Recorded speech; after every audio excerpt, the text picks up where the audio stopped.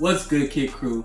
This week we're starting a new segment where we do recaps of what has happened in the previous week. So welcome to the recap of week 29. First thing we're going to talk about is Don C actually showed a prototype recently of what the first Kanye Louis Vuitton was slated to look like.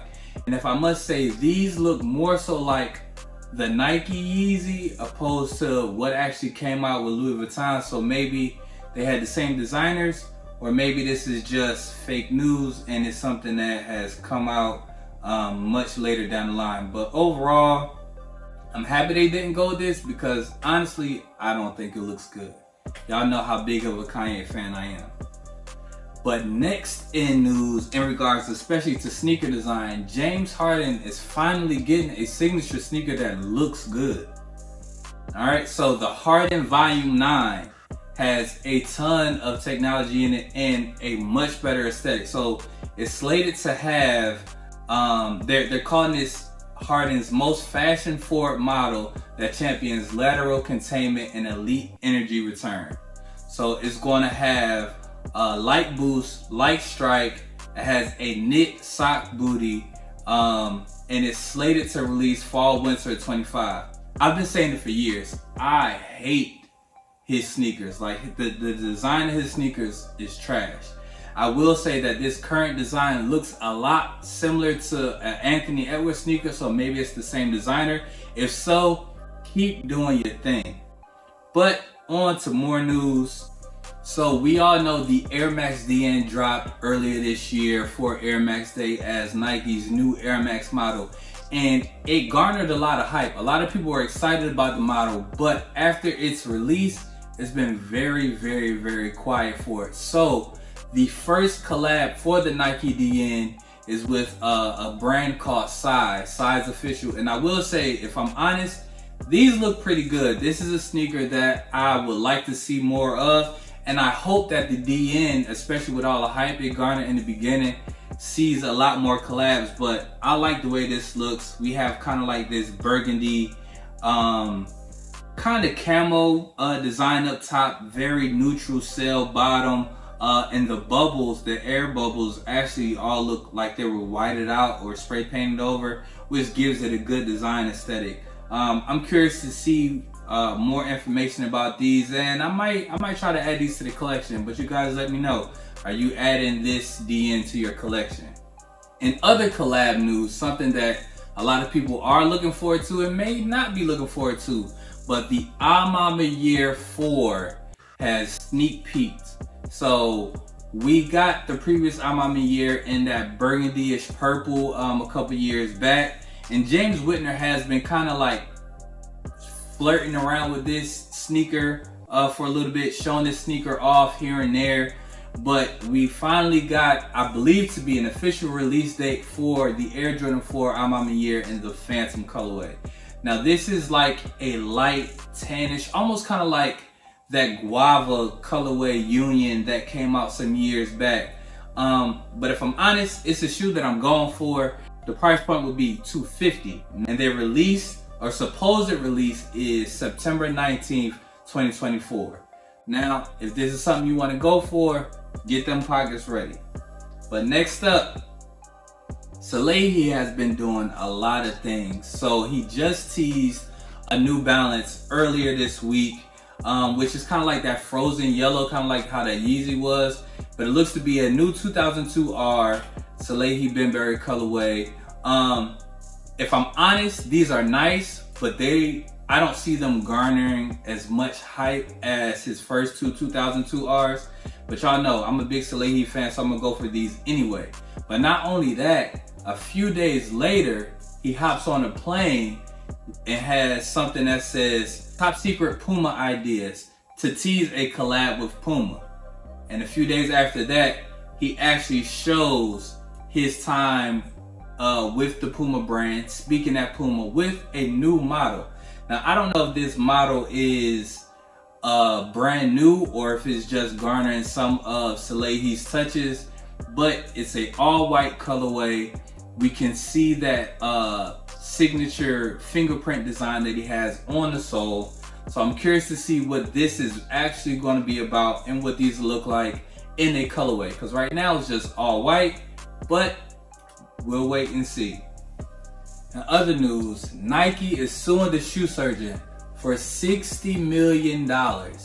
Now this is crazy to me because I know that they have worked together plenty of times in the past before, but the shoe surgeon is getting sued for $60 million from the conglomerate, and I'm not sure how he's going to get out of this. Now, one thing I gotta say is the shoe surgeon has definitely helped me in my passion and pursuit for footwear and footwear design.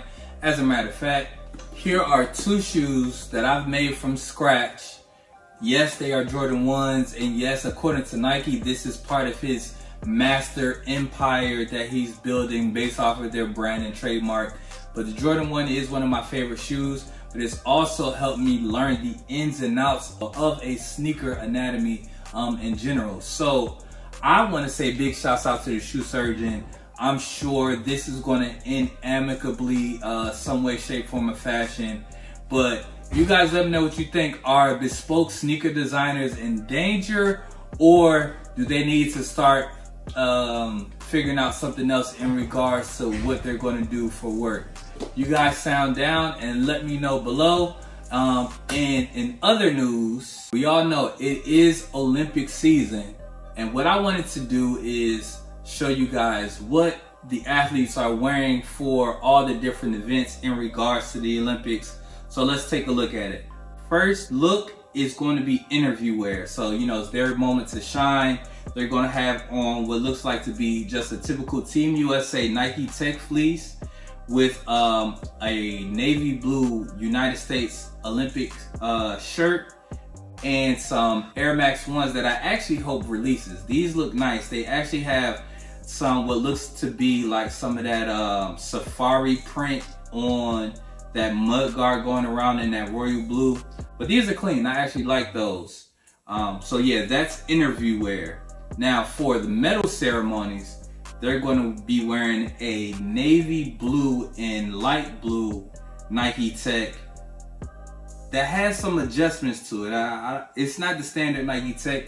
This Nike Tech actually has a belt built into them, but they're going to be wearing those with a USA Nike DN. And I know I just talked about them.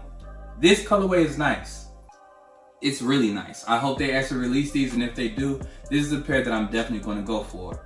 I truly love the ombre effect that they have here, and I think it's a really good looking shoe. But you guys sound down below, let me know what you guys think. Now for village wear, there are 2 separate but very similar outfit combinations that'll be for the men and for the women. I'm not going to go through all of them here because, as you can see, it is a lot. But there are some standouts to me that are that got me a little curious. Now we've already seen the DN and we've already seen the Air Max 1, but if you check, there are a new Nike USA Calm Slide that is coming out. And if you look, if you have a pair of Calm Slides, you see that the bottom half is rubber. It's just like a sneaker. It has a sole on it. But this Nike Calm Slide for Team USA has a translucent rubber sole with red, white, and blue ombre under it, which I think is a clean look. So overall, there are a ton of looks that Team USA is going to be sporting throughout different parts of the ceremony. Some other things I want to take a look at is this running shoe. I'm not sure if this is a Pegasus, but there's going to be a running shoe that a lot of athletes will be wearing throughout the village. And also, like there's a ton of apparel as well. Now, do I need or want a lot of this apparel? No, I'm more so interested in the shoes. There's also one additional slide that I do not like. I think it looks bad, but hey, it doesn't matter to me. It looks like a Calm Slide with a croc backing, so you could put the slide in sports mode. Like I don't think that's a good look, but hey, some people might like it. I can actually see some of the women wearing these a lot more. But in regards to Team USA, I will say overall they're going to be looking good on the stands, especially during medal ceremonies and interviews. But comment, what's your favorite piece that you've seen in all of these above? So at the moment of this recording, I just got notification that Joe Biden has actually stepped down from the presidency. Now, politics is something I talk about a lot on my channel and probably won't talk about it too much more. But I will say this is not a good look for the Democratic Party, and it looks like there's a much bigger chance of seeing the orange man back in office for the next 4 years. So if that bothers you in any way, just prepare yourself. The Democratic Party seems to be in shambles, but we will see what happens next. All right, K-Crew, so I'm gonna end the week off with a quote from one of my favorite creators ever, the late great Virgil Abloh. And that quote is, "The only failure is not to try." So whatever's on your mind, whatever you think about that you pushing off and keep doing, stop doing that to yourself. Try and fail and learn from that. All right, that's it for the recap for week 29. I will see you all next week. Peace.